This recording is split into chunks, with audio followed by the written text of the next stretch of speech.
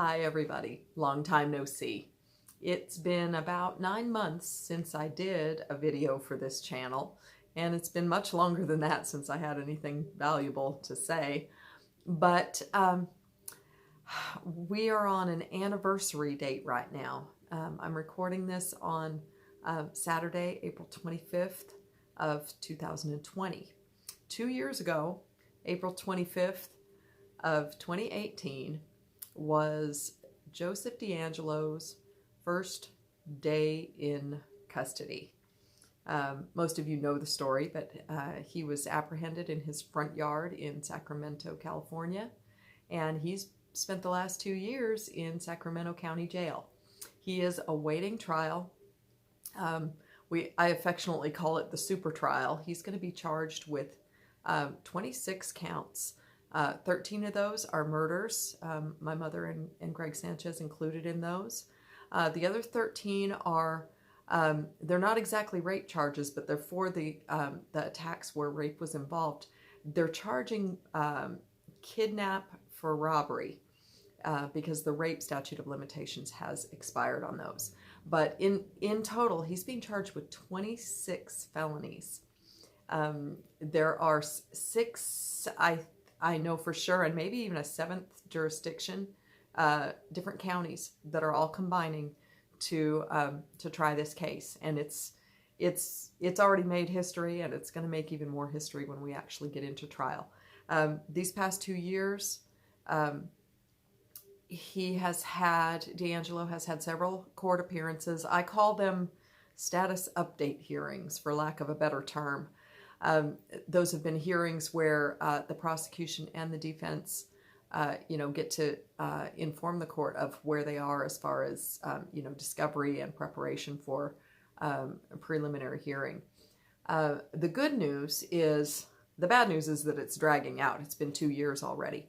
But the good news is that last January of 2020, the prosecution did ask the judge to put an end to this, this never-ending limbo cycle that we've been in, and to go ahead and set a date for preliminary hearings to begin. And he did that. The defense tried to argue that they weren't ready, they were understaffed, they didn't have resources, they needed more time. They wanted another year before beginning preliminary hearing. And fortunately, the judge agreed that there should be no more delays, that we need to get on with this. We have several victims, survivors, several investigators, and key witnesses who are aging, senior citizens. A lot of people are in their 70s and 80s. Some have some serious health conditions. So the judge agreed to go ahead and start preliminary hearings. He set the date for next month, May of 2020. Now, with this coronavirus affecting the entire world, as far as I know, the court has completely shut down in-person court proceedings. I think they're doing everything by video now. I could be wrong about that, but anyway, they've postponed what we're doing. As far as I know, we have a court date for sometime in June, where the court will be addressing some procedural kinds of issues. The defense has filed several different motions, and those are going to be addressed at that time in June. And then my guess is that we may, depending on what the virus is doing, we may be ready to go ahead and start preliminary, June, July, August, I'm guessing. And the way I understand it, it's probably going to be a several months long process. They're going to do it in stages. So we still have, this year is going to be really interesting to see, what the virus does and how far we get in the court system. It's hard to be patient. I'm gonna be real honest with you. As a survivor, it is excruciating to wait for the wheels of justice to turn. And I pray for patience all the time, for all of us, that we would trust that the truth is going to come out the way it's supposed to. And there will be a day when all of the facts are made clear in open court, and he's pronounced guilty, and we lock the door and throw away the key, and we can put it to bed. I'm ready for that. I'm ready for that to happen. I know a lot of us are, but I'm praying for patience now, that we can get through this season. I want to give a shout out to the other survivors. Something that's been really, really interesting this past 2 years since the capture. The survivor network has just grown by leaps and bounds. When he was captured, I had a few close friends, sister survivors, who we really have become like sisters. I can't live without them. But I'd only met a few of the other survivors. In this past 2 years, I was looking at my notes last night to make sure I wasn't lying, but I looked over, of the 56 plus attacks that are known to be his, I have become acquainted with survivors in over 20 of those cases. And, like I said, some of these sister survivors are like sisters to me. Others I've just met briefly, maybe a handshake in the courtroom. Some I've never met in person, but we've become Facebook friends. And so we're corresponding there and supporting each other, nurturing each other through this process. So I know there are several survivors who are finally, after all these years, seeing counselors, being able to deal with the grief and the aftermath of this whole thing, and to be able to process where we are now. I'll be real honest with you.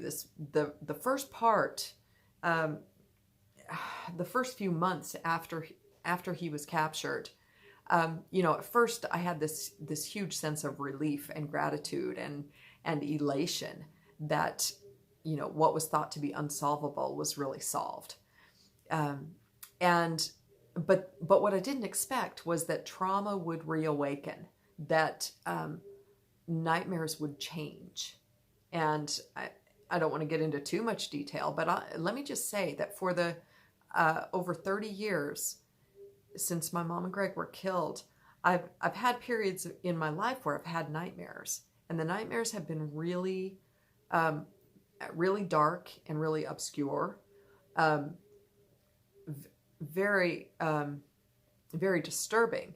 But when I say obscure, there was this nameless, faceless monster in the room.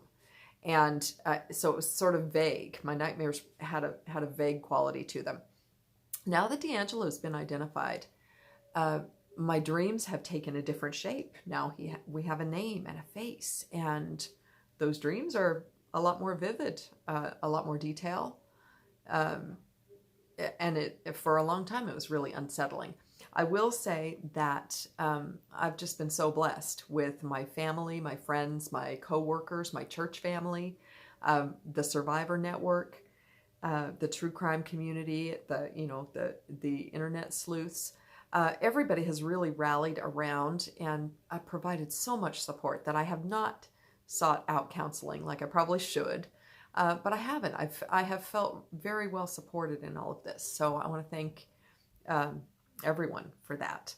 I do want to say, what am I, 8 minutes into this? I need to wrap it up. I don't want to drag this out too long, but I do want to encourage all of you to become active in solving crime. And you may have heard me talk about this before. I have become a very, very serious advocate for the use of DNA in investigative genetic genealogy. That's what caught DeAngelo. And the best way that you can help is to get your DNA run and upload it into the systems, the publicly accessible systems that allow investigators to look for matches that help us narrow down suspect pools. So let me talk about this just a little bit. The database that found DeAngelo, the database that they used to help find DeAngelo was gedmatch.com. That's GED match.com. In the past 2 years, I've become more aware of other websites that you can upload data to that law enforcement can have access to. And those are familytreedna.com and DNAsolves.com. Both of those sites allow you to decide, all three of the sites actually allow you to upload your raw data and to decide how that data gets accessed. And let me just clarify for people who think, oh yeah, cops are going to, jump into GEDmatch or whatever it is and start looking at your profile and your family tree. It doesn't quite work that way. What they do is they take crime scene DNA and they run it through the system looking for possible matches. And what they did to find DeAngelo, they found some very distant possible matches, and they built family trees up from there. So they went to parents and grandparents and great-grandparents. And then from there, and I think maybe even great-great-grandparents. And from there, they built out those family trees in descending order. So they went down to those people's children and children's children and children's children and children's children's children until they were able to get thousands of suspects. And then they used good old-fashioned police work to investigate and, to look through marriage and death records and, baptism records and all kinds of, publicly accessible systems where they could do that investigative work.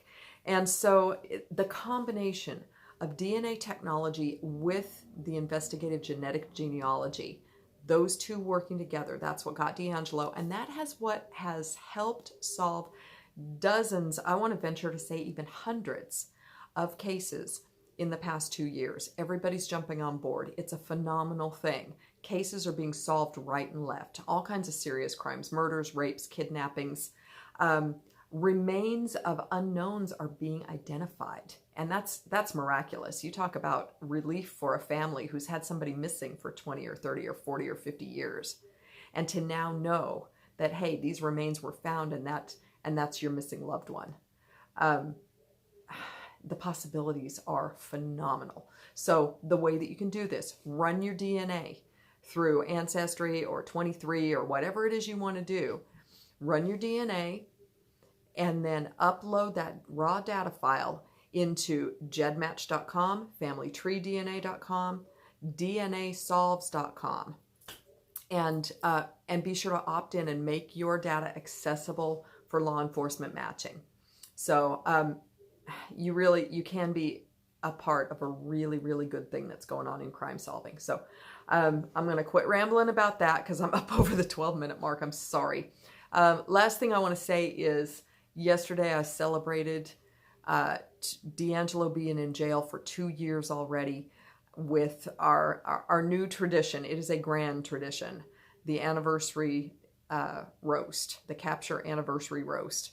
And for those of you who don't know the story, when DeAngelo was arrested in his front yard, we have it on good authority that he tried to be able to go back into the house saying, I have a roast in the oven.